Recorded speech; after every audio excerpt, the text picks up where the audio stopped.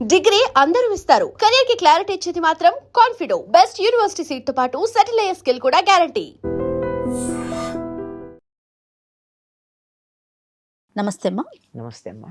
అమ్మ, పిల్లలు చిన్న పిల్లలు మైల్ స్టోన్స్ దాటాలని కోరుకుంటాం కదా, లెక్క పెట్టుకుంటాం. అట్లానే ప్రతి స్త్రీకి కూడా కొన్ని మైల్ స్టోన్స్ ఉంటాయి. మెచ్యూర్ అవ్వటం, పెళ్లి చేసుకోవటం, తర్వాత డెలివరీ అవ్వటం, ఆ తర్వాత మెనోపాజ్. ప్రతిదాన్ని యాక్సెప్ట్ చేయాలి. ఒక్కొక్కటి కొంచెం సంతోషాన్ని ఇస్తే, కొన్ని మన శరీరాన్ని బాధిస్తూ ఉంటాయి. వాటిలో మెనోపాజ్ ఒకటి కదమ్మా. దీనికి మన శరీరాన్ని ఎలా సిద్ధం చేసుకోవాలి, ముందుగానే ఎలా ప్రిపేర్ చేయాలి, దీనికి చుట్టూ ఉన్న వారి సహాయ సహకారాలు ఎలా ఉండాలి? ఎందుకంటే మాట్లాడుకోవటానికి 4 పదాలు, 4 అక్షరాలు మాత్రమే, కానీ దీని వెనకాల ఎంతో అంటే మదన పడటం కానీ సపోర్ట్ సిస్టమ్ కానీ చాలా చాలా అవసరం కదా. మీరేం చెప్తారు? అమ్మ, శారీరకంగా మాత్రమే మీరు మాట్లాడారు, అంతేనమ్మా. కానీ అక్కడ మానసికంగా చాలా మార్పులు వస్తాయి. ఎందుకంటే ఇవన్నీ కూడా హార్మోన్స్ వల్ల వచ్చేటటువంటి మార్పులు కదమ్మా. అవును, హార్మోన్స్ మనసు మీద ప్రభావం చూపిస్తాయి కదా. ఖచ్చితంగా. ఇప్పుడు మెచ్యూరిటీ అయింది పిల్లకి, మెచ్యూర్ అవ్వగానే ఏమైంది, అప్పటిదాకా ఉన్నటువంటి శారీరకంగా ఉన్న మార్పుతో పాటు మానసికంగా కూడా మార్పు వచ్చేస్తుంది. ముందు గొంతులో మార్పు తెలుస్తుంది, నడకలో మార్పు తెలుస్తుంది. అప్పుడు లేని కులుకు వయ్యారం ఇవన్నీ వచ్చేస్తాయి, వగలు ఇవన్నీ వచ్చేస్తాయి. రా తప్పు కూడా కాదు నేను అనడం, ఇవేమీ తప్పు కాదు, సహజం. అప్పటిదాకా టాంబాయిలా తిరిగినటువంటి పిల్ల చక్కగా చీర కట్టుకోవాలని, నగలు పెట్టుకోవాలని అనుకోవడం చాలా మందిలో కనపడుతోంది. ప్రత్యేకంగా ప్రయత్నం చేస్తే తప్ప అలా తయారైపోతూ ఉంటారు. ఇది ఏమిటి, ప్రకృతిలో తరువాతి తరాలు తయారవడం కోసం అని చెప్పి ప్రకృతి ఏర్పాటు చేసినటువంటి ఒక మార్పు. అవును, అది నాకు సహజంగా ఉంటుంది. దీన్ని అందరూ చాలా ఆనందంగా యాక్సెప్ట్ చేస్తారమ్మా. అమ్మాయి చిన్నది పెద్దదైంది అంటే అదొక పెద్ద వేడుకగా చూసుకుంటారు, బాగానే ఉంటుంది, పెళ్ళి అవుతుంది. పిల్లలు పుట్టినప్పుడు కూడా అదొక వేడుకగా అనుకుంటారు. కానీ సంతానం కలిగిన తర్వాత మగవాడిలో పెద్దగా మార్పు రాదు, కానీ ఆడవాళ్లలో శారీరకంగా మానసికంగా మార్పు వస్తుంది, బాగా మార్పు వస్తుంది. శారీరకంగానూ వస్తుంది, మానసికంగానూ వస్తుంది. ఎందుకు అంటే తనలో 9 నెలల పాటు వేరే జీవిని మోసారు. కంట్లో ఒక నలక పడితే భరించలేమే, లోపల 2-3 కేజీల బరువును భరిస్తారు. 4-5 కేజీల దాకా ఉంటుంది అది, బిడ్డ కాకుండా మిగిలిందంతా కలిపి. ఇంత బరువుని మోస్తూ ఉన్నప్పుడు ఎన్ని రకాల మార్పులు వస్తాయి శరీరంలో కదా, ఆలోచించండి. అవునమ్మా. ఇదంతా అయిన తర్వాత మార్పు వస్తుంది, హార్మోనల్ చేంజెస్ వస్తాయి. అప్పుడు దానివల్లనే కోరికల్లో మార్పు కనపడుతుంది. అది వరకు దానికి ఇప్పటికీ తేడా ఉంటుంది. అప్పుడు తిననివన్నీ తినాలనుకుంటారు, అప్పుడు చెయ్యనివన్నీ చేయాలను, ఇవన్నీ చాలా తేడాలు ఉంటాయి. ఇవన్నీ కూడా మనం సంతోషంగానే యాక్సెప్ట్ చేసేస్తున్నాం. కానీ తర్వాత శరీరంలో వచ్చే మార్పులు చాలామంది ఆడవాళ్ళు యాక్సెప్ట్ చేయట్లేదు. కారణం ఏంటంటే భర్తలు మరొక దృష్టితో చూడడం వల్ల. భార్య అందంగా లేదు, లావెక్కిపోయింది, అది వరకున్న అంత అందంగా కనపట్టలేదు అనే దృష్టితో చూసిన మగవాళ్ళు ఉన్న చోట ఆడవాళ్ళు తప్పనిసరిగా మేము అందంగా కనపడాలని తాపత్రయపడతారండి. ఎందుకంటే కాపురం నిలబెట్టుకోవాలి. ఏ ఆడది కూడా తన సంసారాన్నో భర్త ప్రేమను ఇంకోళ్ళతో పంచుకోవడానికి ఇష్టపడదు కదా. అంచేత అక్కడ చాలా ఘర్షణ ఉంటుంది, మామూలు ఘర్షణ కాదు, చాలా ఘర్షణ ఉంటుంది. అక్కడ ఇంకా ఇబ్బందికరం ఏమిటంటే అటెన్షన్ బిడ్డ మీద చూపించేటప్పటికి భర్త కొద్దిగా ఇరిటేట్ అవుతూ ఉంటాడు, తన మీద పూర్వం అంత అటెన్షన్ లేదని. రెండింటిని బ్యాలెన్స్ చేయడం చాలా కష్టం. కామేశ్వర ప్రేమరత్నమణి ప్రతిపణస్తనే అని అమ్మవారి గురించి చెప్పింది. కామేశ్వరుడు 1 యూనిట్ ప్రేమ తనకిస్తే తను 2 యూనిట్లు ఇవ్వాల్సి వచ్చిందట అమ్మవారు. ఎందుకు అంటే అదే స్తనాలు అని వర్ణన చేశారని చెప్తారు. ఎందుకో తెలుసా, ఒకటి బిడ్డకి పోషణ, మరొకటి తన అటెన్షన్ కోరుకుంటూ ఉండి ఇంతకు ముందున్న ప్రేమ లాంటి ప్రేమే చూపించాలనుకున్నప్పుడు తనలో ఉన్న ప్రేమని రెట్టింపు చేసుకుంటే తప్ప ఇటు బిడ్డకి అటు భర్తకి సమానంగా ఇవ్వలేదు స్త్రీ. ఆ తల్లికే తప్పలేదు అది కదా, ఆవిడ సిద్ధపడింది, అందుకే రెట్టింపు చేసుకుంది. అందుకే ఆ విధంగా ఇది ప్రతి స్త్రీ జీవితంలోనూ ఉంటుంది. ఇక తర్వాత అలవాటు పడిపోతారు, 2-3 అవన్నీ పెద్ద సమస్య ఉండదు. కానీ శారీరకంగా జవసత్వాలు జాగ్రత్త తీసుకోకపోతే తగ్గిపోయే ప్రమాదం ఉంది. కానీ చాలామంది ఆడవాళ్ళు నిర్లక్ష్యం చేస్తారు. ఇప్పటికీ పిల్లల సంగతి చూసుకుంటే చాలనుకుంటారే తప్ప తన ఆరోగ్యం చూసుకోవాలన్న మాట గురించి ఆలోచించరు. ఇదంతా కూడా అంత పెద్ద గుర్తింపు లేకుండా నడిచిపోయే చాప కింద నీళ్ళల్లాగా నడిచిపోయే వ్యవహారం. అవును. కానీ మెనోపాజల్ టైంకి వచ్చేప్పటికి వస్తుంది చాలా ప్రాబ్లం. ఉమ్. సరిగ్గా వీళ్ళకి మెనోపాజ్ వస్తుంది. అది కూడా పెద్ద డిస్టర్బెన్సే కదా మానసికంగా. చాలా. చాలా డిస్టర్బెన్స్ ఉంది. ఎందుకంటే హార్మోనల్ చేంజ్, అవును. Major change.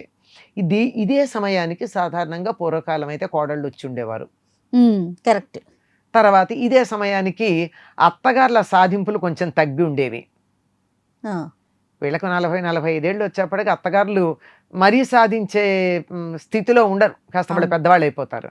ఇప్పుడు మేం పెద్దవాళ్ళం అయ్యామన్నటువంటి ఆ అత్తగారు తన మీద చూపించిన దాష్టీకం ఏదైతే ఉందో అది తాను కూడా చూపించాలని ఎక్కువ మంది అందరూ ఉంటారని చెప్పట్లే, జనరల్గా మనం చెప్పేది ఉంటారు. దాంతో కోడలు కొడుకు సరదాగా తిరుగుతూ ఉంటే వీళ్ళు చూడలేరు. తను తిరిగిన సంగతి మర్చిపోతారు, అదే వీళ్ళు తిరుగుతూ ఉంటే చూడలేరు. దీంతో ఈ హార్మోనల్ డిస్టర్బెన్సు, కుటుంబం యొక్క దాంట్లో ఉన్నటువంటి మార్పులు, కొడుకు కోడలే కాదండి, కూతురు అల్లుడు తిరిగితే చూడలేని వాళ్ళని కూడా చూస్తున్నాను నేను. అంతేకాదు పక్కింటి వాళ్ళు హ్యాపీగా తిరుగుతూ ఉంటే కూడా అయ్యో నాకు ఇది లేదే అని, నేను ముసల్దాన్ని అయిపోయానని బాధపడేటటువంటి ప్రౌఢ స్త్రీలని, అంటే ప్రౌఢ వయసులో ఉన్న స్త్రీలు కనపడుతూ ఉంటారు. ఇంకా వాళ్ళకి మెనోపాజ్ని మేము అధిగమించి still we want to get our periods regularly అని దానికోసం ట్రీట్మెంట్ తీసుకున్నటువంటి పేర్లు చెప్పడం దేనికి లేని మా పెద్ద పెద్ద వాళ్ళు ఉన్నారు. మా ఆడతనం తగ్గిపోతుంది కనుక మేము మళ్ళీ అలాగే ఉండాలి అనుకుని ట్రీట్మెంట్ తీసుకున్నటువంటి వాళ్ళు. సో ఇలాంటి పరిస్థితులని, ప్రకృతిని ఎందుకు ఎదిరించాలో నాకు అర్థం కాదు. నువ్వు చిన్నపిల్లగా ఉన్న దగ్గర నుంచి మెచ్యూరిటీ వచ్చి పెళ్లి చేసుకుని తల్లి అయ్యే వరకు నువ్వు హ్యాపీగా మార్పును అంగీకరించావు కదా. అవును. మరి ఇప్పుడు ఎందుకు అంగీకరించు? నాకు ఈ పని అయిపోయింది, ఇప్పుడు I will start my second innings అని ఎందుకు ఆలోచించట్లా? ఎందుకంటే ఇక్కడికే వీళ్ళ ఆలోచన ఆగిపోయింది. కొంచెం ముందుకు వికసించాలి, ఇంకొంచెం సాగాలి. ఇది కాదు జీవిత పరమార్థం.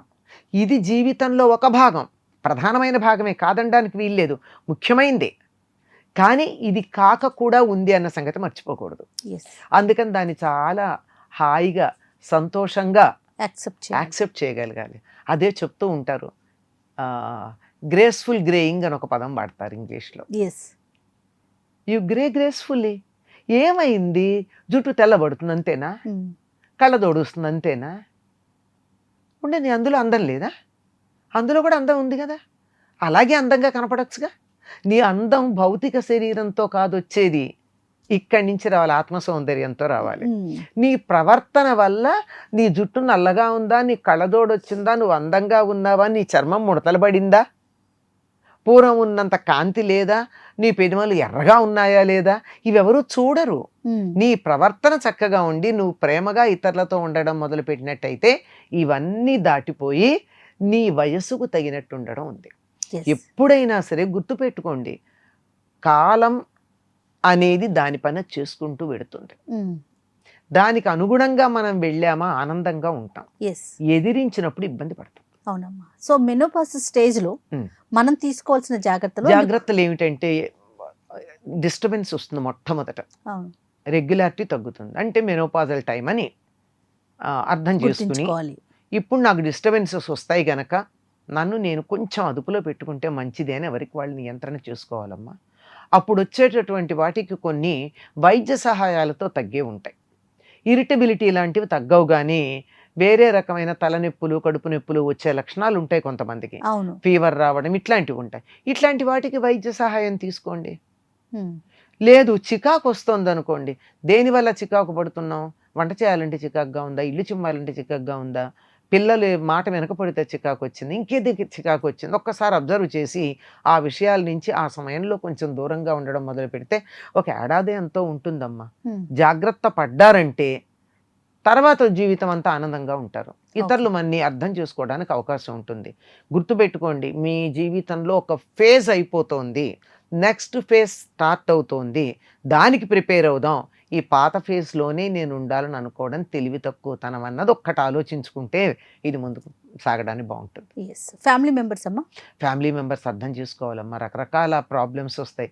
First of all heart flushes అంటారు, తలనొప్పులు అంటారు, చికాకులు అంటారు, చెయ్యలేకపోవడం అంటారు, కొంతమందికి డిప్రెషన్స్ వస్తాయి. ఇది చెప్పి ముందరే చెప్పాలి, నా శరీరం ఇలా ఈ సమయాల్లో ఇలా ఉండే పరిస్థితి వస్తోంది, కొంచెం నేను చికాకు పడితే సర్దుకోండి అని చెప్పాలి. కుటుంబ సభ్యులు సహకరించారా అదో స్వర్గం అండి, అంతే. అది లేకపోతే నరకం, అంతే తేడా. కానీ మనిషిని మనిషి అర్థం చేసుకున్నప్పుడే అది కుటుంబం, లేకపోతే కాదు. నమస్తే అమ్మా. నమస్తే అమ్మా. And for more videos, Please subscribe to iDream. Please subscribe to iDream. Please subscribe iDream. And please subscribe to iDream. For more videos, subscribe to iDream. please like, share and subscribe to the channel. Congratulations, iDream. Subscribe to iDream. Subscribe to iDream. So subscribe to iDream Media. iDream ki iDream team andarki huge congratulations. Please subscribe iDream Media. Please subscribe to iDream. Subscribe iDream. Please subscribe to iDream. iDream అంటే నా కళల ఛానల్ను subscribe చేసుకున్న నోరు తిరుగుతలేదు, మీరైతే గంట గుర్తు కొట్టండి. For more such videos, please subscribe to iDream. Subscribe to iDream. Please subscribe to iDream. Please subscribe iDream Media. Please do subscribe to iDream. Please subscribe to iDream Media. For best entertainment and information, please subscribe iDream. And don't forget to subscribe to iDream.